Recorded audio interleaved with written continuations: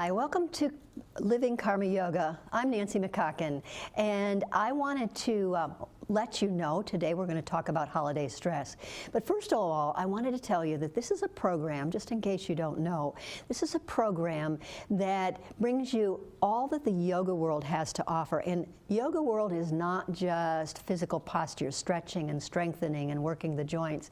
There is so much more that helps us bring our minds into equilibrium, which is really what yoga is about. Yoga's Chittavritti Nirodha is the second of the sutras, the threads or the aphorisms of Patanjali. And it literally means either yoga is the cessation of the fluctuations of the mind, all that busyness, or there's a secondary meaning that says that means yoga is the ability to direct the mind. And in our busy times, with all the things that are bombarding us, it's very difficult to shut that out and to direct our mind. So the yoga postures, the physical practice is helpful because it helps release stress, it helps us focus, it's beautiful, but that's not all there is. There are other techniques that also help us focus. Working with the breath, called pranayama, is another way that we get more deeply inside of ourselves, and we can really hone in on the energy frequencies in the body and begin to quiet the mind or energize the mind if we need it to be energized.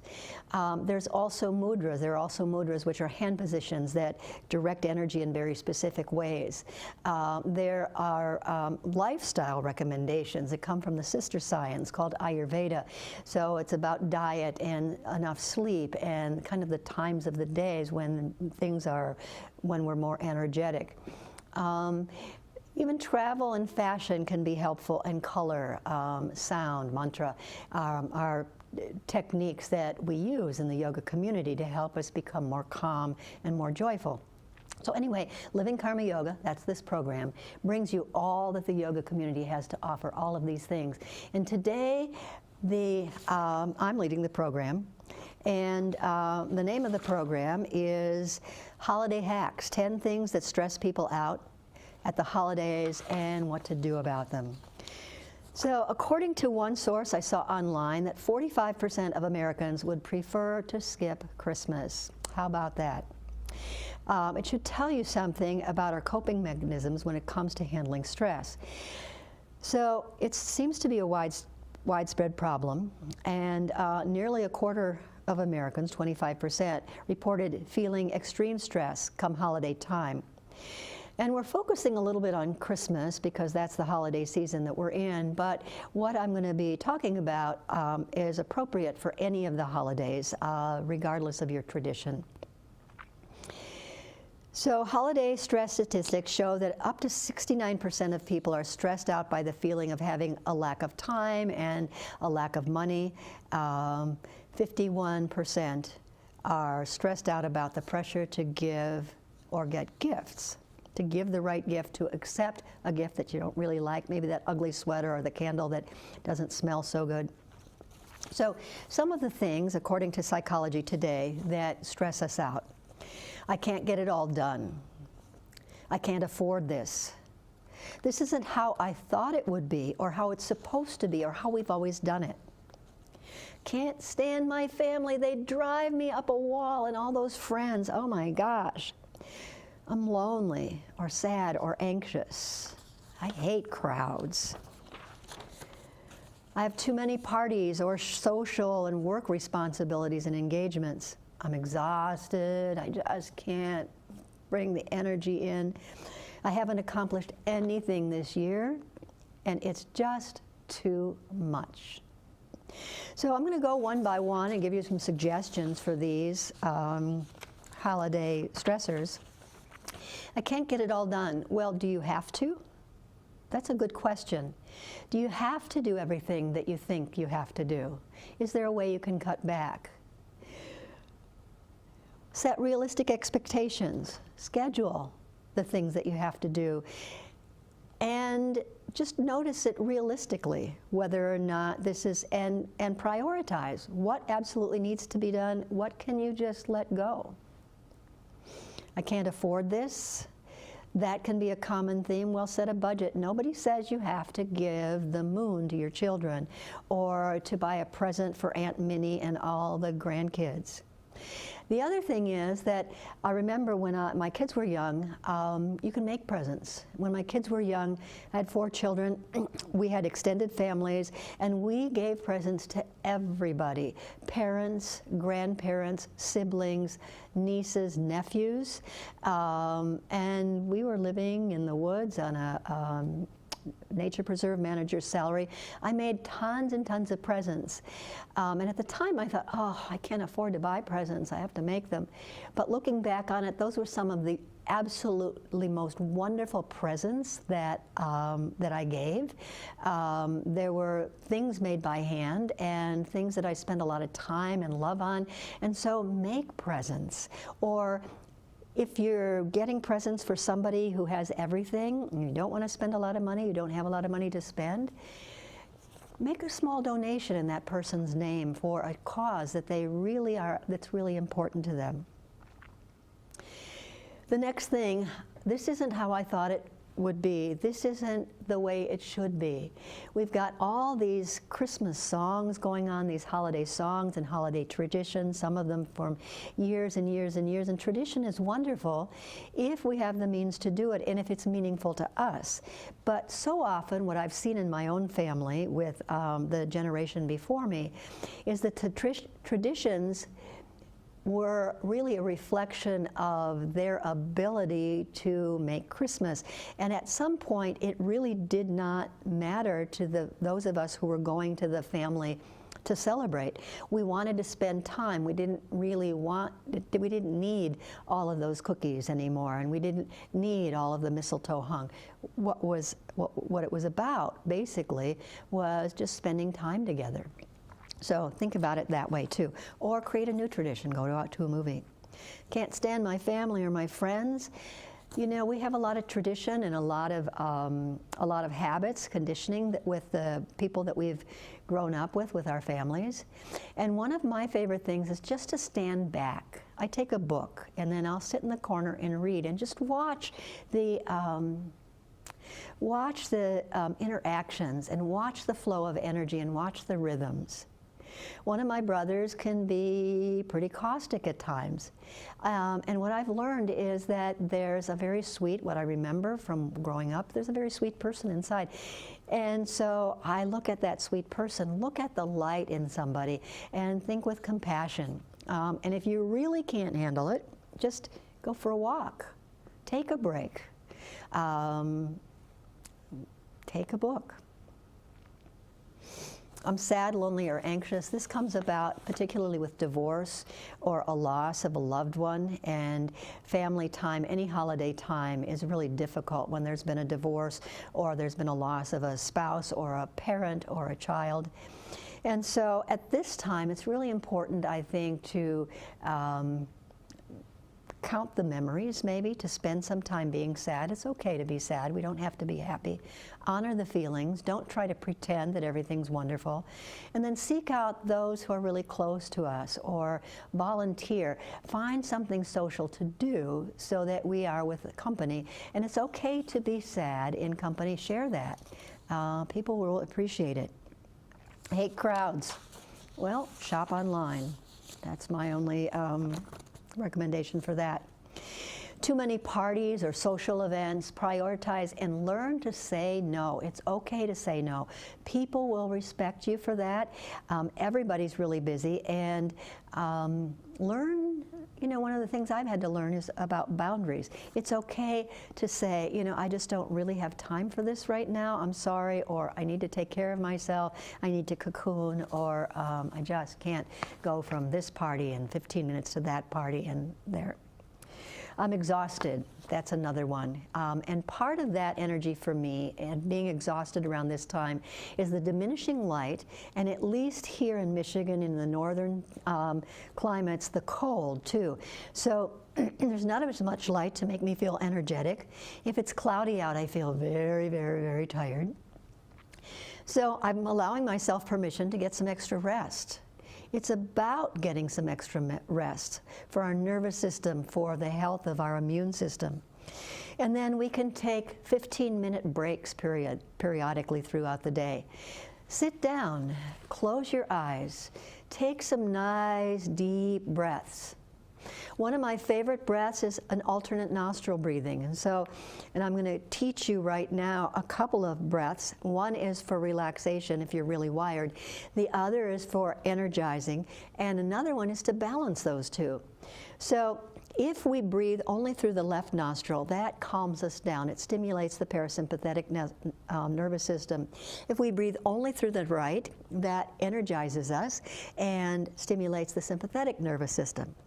So sit just for a moment and bear with me and humor me. Come on and practice at home. Sit with your spine straight as much as you can. Close the right nostril, close your eyes, and inhale through your left nostril and exhale through your left nostril. Inhale again through your left nostril and exhale through your left nostril, and continue.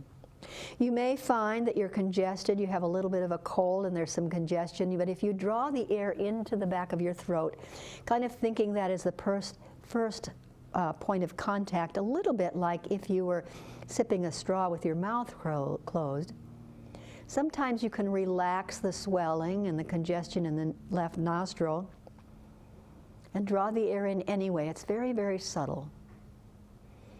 Encourage your inhalations and exhalations to be equal in length. And at home, if you're doing this with me, take 3 more of the deepest breaths you've taken today.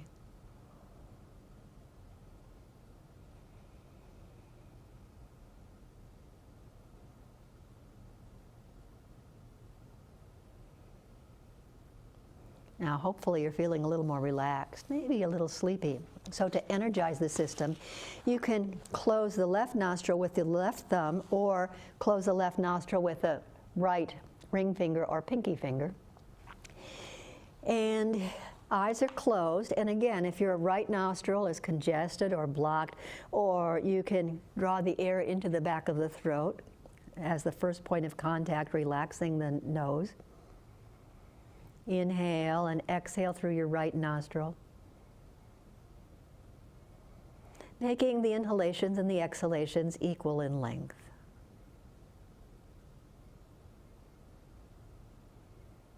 And if you have a deviated septum or a permanently blocked nostril, you would keep your hands in your lap and focus your mind and your attention at the right nostril at this point, or the left nostril if you're working on relaxing. If you're practicing at home and breathing through the right nostril, take 3 more deep breaths.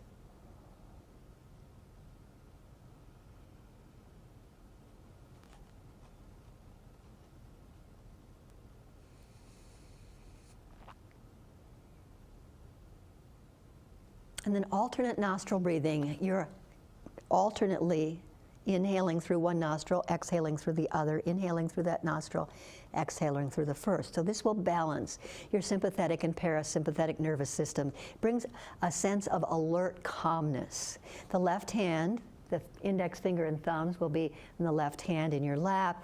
Your right thumb comes to your nose, and you're closing the left nostril with either the ring or the pinky finger. So let's begin. Inhale deeply through your left nostril. Exhale, close the left nostril, exhale through the right. Inhale through your right nostril, close the right nostril, and exhale deeply through your left. That's one cycle of breath. Inhale again through the left nostril. Close the left nostril, exhale right. Inhale right, close the right, exhale left. And do one more on your own, inhaling through the left, exhaling through the right.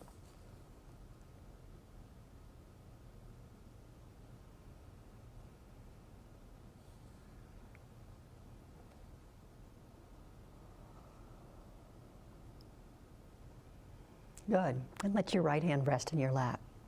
And if you do that for 5 minutes in the morning, 5 minutes in the middle of the day, 5 minutes at the end of the day, you create some calmness, and you're creating a sense, as I said, of relaxed alertness in your nervous system that helps you handle through the day. Also, walking outside, listening to some relaxing music or some guided visualizations, also really helpful to relax. We need to take time out, 5 to 15 minutes periodically in our very, very, very busy days. If your back hurts the way mine does when I cook a lot or clean, you can sit on a chair and fold forward, bring your chin to your collarbone, reach the arms forward and just stretch, stretch, stretch. If you're sitting at a table, bring your hands to the table, reach forward. Oh yeah, this feels so absolutely wonderful.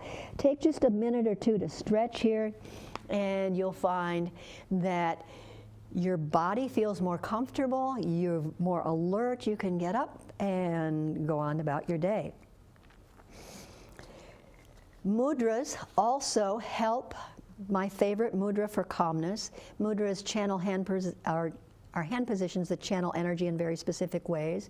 So if you bring all your fingertips together as if you're holding a little ball, and I like to bring this in front of just below my navel, and close your eyes and breathe. And I encourage you to do this here at home. You can do this seated, standing in the grocery store.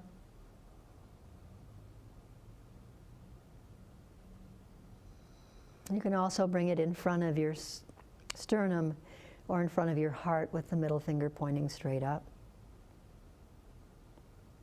With your eyes closed and your breath deep and even, just notice how the calming effect that it has on you. It's called Hakini Mudra. Balances the nervous system, it balances all the meridians. Another mudra that I really love is called Hridaya Mudra. This is a mudra, it's called Refuge for the Higher Heart. One hand at the heart, upper sternum, the other hand on top of it. And close your eyes and breathe. Refuge here, when you're feeling really stressed, when somebody's making you angry or giving you some frustration. It feels to me as though I am giving myself a hug, and not only giving myself a hug, but connecting to something beyond myself that's also hugging me, so that I feel loved. This is good if I'm lonely too. It's another thing to do. Other strategies. I haven't accomplished anything this year. I feel that way sometimes, and you know, we're encouraged at the new year to look back on the old year, to look at our accomplishments, to think about what we want to change for the new year. And very often, the things we want to change in the new year, or the things we want to bring in, are the same things we wanted to do the last year and the year before. But if we're continually working or thinking about the things that we haven't done, and the things that are failures, quote unquote, we miss all of the very cool things that we have done. Maybe we have shared a meal with somebody. Maybe we've taken care of ourselves a little bit more than we did last year. Maybe our attitude's a little bit more positive, regardless of what we've done. Maybe we have bought a new house. Maybe we've refurbished the old house. Maybe we've counseled somebody. Maybe we've saved a little bit more money, or maybe we've donated. Start at the very beginning, or better yet, work backwards from this point and just look at all the positive things you've done. Maybe just smiling more or taking more walks. They can be very, very simple things. They don't have to be big, monumental things. Sometimes the simplest things are the most profound because they affect our nervous system, they affect our emotions, and they give us a positive attitude. Winning the lottery, cool, I'd like to do that, granted. Or running a marathon, or meeting some monumental goal. Those are wonderful things, and I don't mean to sell them short. But sometimes when we focus on all of those big things and we miss the mark, we're not feeling very good about ourselves, and it's the feeling of being good with ourselves that's really important, because if we're not good with ourselves, it's difficult to be good with other people and be compassionate to them. So there's that. If your hips are bothering you, which mine do, you're sitting in a chair, you can bring right ankle to the left thigh and lean forward a little bit. Really nice opening here in the hip. You can do this at the dinner table. One of the beauties about doing this at the dinner table is you need to back off from the dinner table a little bit to have enough room, and then you're further away from the food. So I don't know about you, but when I'm with my family, and there's a lot of people around, I eat kind of constantly, and I eat a lot of food that is not really healthful for me. So backing off from the dinner table gives us some perspective. We can kind of sit back and enjoy the family and enjoy the interactions. And we're doing something really good for our hips. I'm going to do the other side too. So kind of leaning into it. So one of the things that's recommended is to not abandon the healthful routines that we have. Very often, people, when we're stressed and when we don't have enough time, we forget to eat well, we forget to feed ourselves, then we go to fast food or junk food, and we also forget to exercise. Exercise is really, really important for keeping our energy up and for keeping us healthy and keeping the immune system healthy. So don't short circuit those. You'll find that if you maintain your healthy routines, you're feeling better, you'll have more energy, and you might just be able to decide more easily what you can cut out, and maybe you'll be able to still get it all done. Okay. Meditating is really helpful for me. One thing, as I think that I mentioned, is reading a book. I was recently in Atlanta at my daughter's house, and there's not a lot of room for me there. So what I do is I pick a couch that I claim as mine, and then rather than jumping up and trying to rescue the family by getting the dishes done and everything done on time, I just sit with a book. And I'm available in the same room that everybody else is, but my attention is there, but it's not there because I've got something else to do. And I'm available to help, I'm available to interact, but just kind of park yourself aside. I had a friend once who used to come to all parties with a book, and that might be why. It helped him to be present and not help with his social anxiety. Board games are helpful too. I don't know if your family is game playing, mine is. And I'm not a game player myself, but I find that interacting with my siblings over a game breaks the ice. It's a way to communicate and find some common ground. And we don't see each other except for once or twice a year. So there's a lot that we don't have time to catch up on. And that may be the case with you too. So board games are a really good way to handle this. Or organizing a walk outside. I always feel better when I'm outside with people. There's space for me to step back and appreciate their uniqueness. Or organizing a yoga class. Get professional help when you need it. And monitor your sense of guilt, okay? If you don't get everything done, very often we find ourselves feeling bad about it. Probably the only person that's feeling guilty about it or upset about it is you. Now, you might have people who are saying, hey, how come you didn't do blah, blah, blah, blah, blah. But if you have healthy boundaries, you can turn that into a little bit of a joke and make some fun of it and yourself and smooth things over. Anyway, I'm hoping that some of these things will be helpful for you. And I want to show you the very last thing, and I'm going to get down on the floor to do this. So one of my very favorite things to do is to lie flat on my back when I'm really, really tired. And I can do this anywhere in the middle of somebody's living room. So you can lie on the floor and put your legs straight up the wall, or if you don't have a wall that doesn't have furniture on it, just lie on your back and bring your arms out to the sides, take a few deep breaths, and sink down to the earth. For me, 5 to 10 minutes like this, and I'm a new person. If you're at home, go ahead and try it. Lie down, Put your legs up on a chair. Let everything just rest. Take a few deep breaths. This is where you can also listen to some relaxing visualization. Guided visualization is really wonderful. There are lots of them on YouTube. And they take us, it's kind of like a mini vacation, going to Florida perhaps, or the Bahamas, without all the expense, the plane fare, the hassle at the airport. I want to thank you all for watching. I wish you all a happy holiday, both here at the Christmas season. I wish you a happy 2019. And whatever holidays you're celebrating, you can use some of these hacks to help you feel more calm and more centered and more joyful, because that's what the holidays are about. It's the joyfulness, it's the presence that we have with other human beings. It's not about what we're giving or what we're feeding them. Those are really nice things. They're expressions of our heart and our love. But the biggest expression of our love is attention. And we can do that without any money. We can do that anytime. Thanks for watching. Come to the Karma Yoga. Check us out online, www.karma-yoga.net. We'll see you at the studio, and namaste. On you.